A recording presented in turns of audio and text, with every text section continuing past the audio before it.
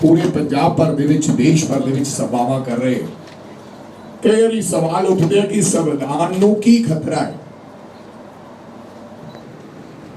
ये साडे वास्ते बड़ी हैरानी की गल सी और देश वास्ते ये नवे वोटर वास्ते फॉर्म नंबर 6 बनाया गया है कि नवा वोटर बनता है।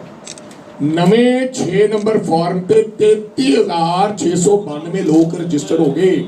ते कौन होया थले देखो उदाहरण दिता है शकुन राणी 70 साल की जड़ी लेडी है वो फर्स्ट टाइम वोटर बन गई। मेरा मतलब डेलीबरेटली तुसी आ फोटो भी देख लो डेलीबरेटली 70 साल की बीबी दा और साडे कोले प्रूफ है कि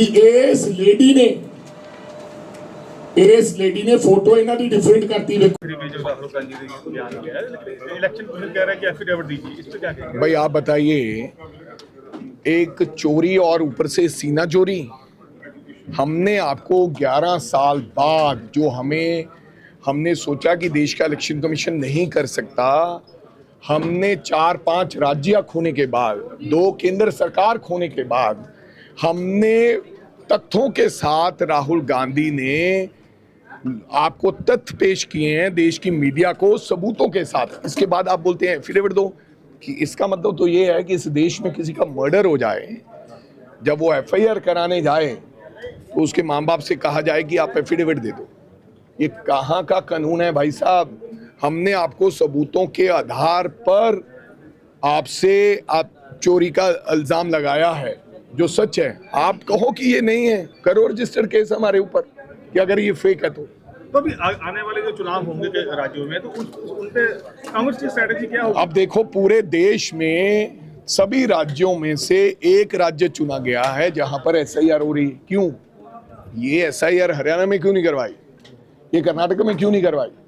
विधानसभा के चुनाव सर पर हैं, लोगों को पता नहीं क्या हो रहा है। इसके माध्यम से, एसआईआर के माध्यम से तुम कांग्रेस के आइडेंटिफाई करके वोट कार्ड दोगे, अपने वोट रखोगे, अपनी मर्जी से आइडेंटिटी प्रूफ मांगे जा रहे हैं। जो भी प्रूफ्स मांगे किस आधार पे, किसी का किसी आधार पे काट दोगे, किसी का किसी आधार पे कर। गरीब के पास कहाँ समय है एसआईआर करवाने का? गरीब के पास समय है दिहाड़ी जाने का, तो उसके पास खाना खाने का तो समय नहीं है। तो ऐसे करके पर्टिकुलरली लोगों को वोट से उड़ा देंगे। और हमें लगता है जिस प्रकार से हमने सर्वे और आंकड़े निकाले हैं कि 94 लाख और माइट भी 95 लाख वोट्स ये काटने की तैयारी में है बिहार के अंदर। तो जो हमारा राज्य फिर बन जाएगा। अगर ऐसे वोट हेराफेरी ना भी तो देश में सरकार, हाँ जी, देश में सरकार और किसी दोनों हमारी महाराष्ट्र में सरकार होती, आज हमारी हरियाणा में होती। हमने इसलिए तो कहा कि 25 सीट अगर हमारे को और आ जाती तो आज देश के अंदर हमारी सरकार होती। इन्होंने चोरी की है, ऐसी 25 नहीं, ऐसी 50 सीटों पर इन्होंने चोरी की है। आज अगर हरियाणा में 8 सीट हमारे पास और होती, जो केवल 22,000 वोटों का फर्क था 8 सीटों पर, आज हरियाणा के अंदर हमारी सरकार होती।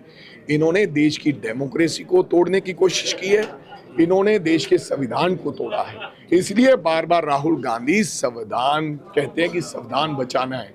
किससे बचाना है? मोदी जी से। किससे बचाना है? अमित शाह से। किससे बचाना है? इलेक्शन कमीशन से। आज एक भाजपा के नेता ने कहा है कि राहुल गांधी पाकिस्तानी फौज के प्रवक्ता है, इस पे क्या कहेंगे? अब भाई एक व्यक्ति ने यह भी कह दिया था, अमित शाह ने, कहते सोनिया गांधी के घर से सलमान खुर्शीद आए तो रो रहे थे, कह रहे थे सोनिया जी रो रहे हैं। फिर प्रियंका जी ने जवाब दिया, मेरी माँ तब रोई थी जब मेरे बाप को 44 साल की उम्र में टेररिस्टों ने मारा था, मेरी माँ तब रोई थी।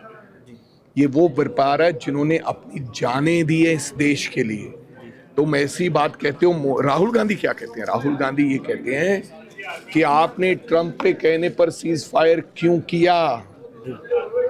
राहुल गांधी कहते हैं कि आप ट्रंप को लाल आंख से देखें, आप ये कहें कि ट्रंप कौन होता है कि इस देश के मामलों में दखल अंदाजी दे। ये जरूरत है तो बताइए आपने। आज भी नहीं बोल रहे हैं, टैरिफ लग गया है।